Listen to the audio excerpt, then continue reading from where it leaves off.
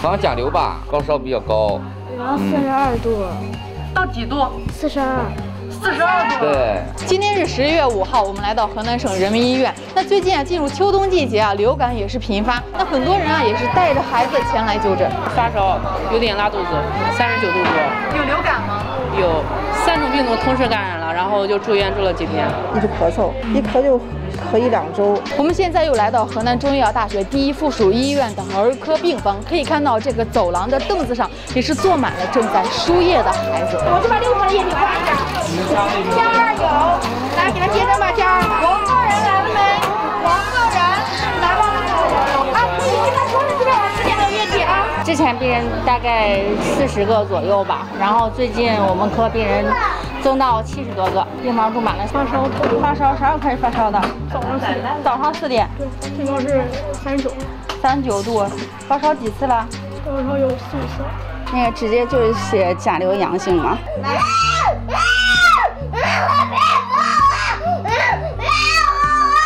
防甲流吧，高烧比较高，然后42度，到几度？42。42度。对，这太高了。对。现在学校流感就挺多的，然后就孩子一上学都传染。当时这个人头有点晕，没有劲儿。39度，好几天了，细菌跟那病毒交叉感染。流感甲流是一个阳性时期。做过化的，排痰，有痰菜，状态都很不好。住了2天院了，39度多，快40度了。然后当时挂了急诊，他当时有点高热惊厥，是不是也没法上学了？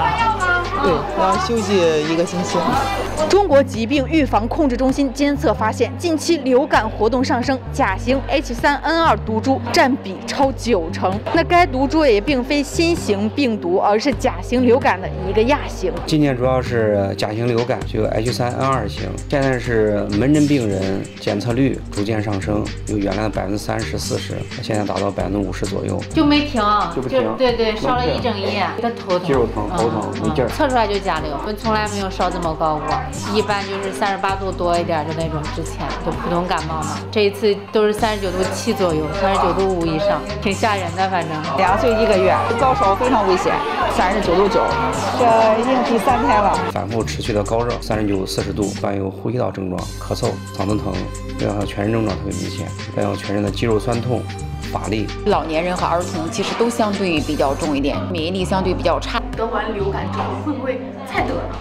得完甲流、乙流之后，他今年一般不会再得了，但是明年不一定，因为疫苗的话通常只能预防1年的啊。像甲流、乙流的疫苗是每年都需要注射的，因为甲乙流它有一个病毒的变异，所以今年的疫苗管不了明年的病毒。来到病房这哭声是此起彼伏，不管是家长还是医生还是记者，也都感觉很揪心，都希望孩子们能够快快的好。那医生也告诉我们甲流的传播性还是比较强的，预防的最佳防控措施还是要接种流感疫苗。现在虽然是10月初了，接种还是不算晚的，也提醒大家一定要做好防控措施。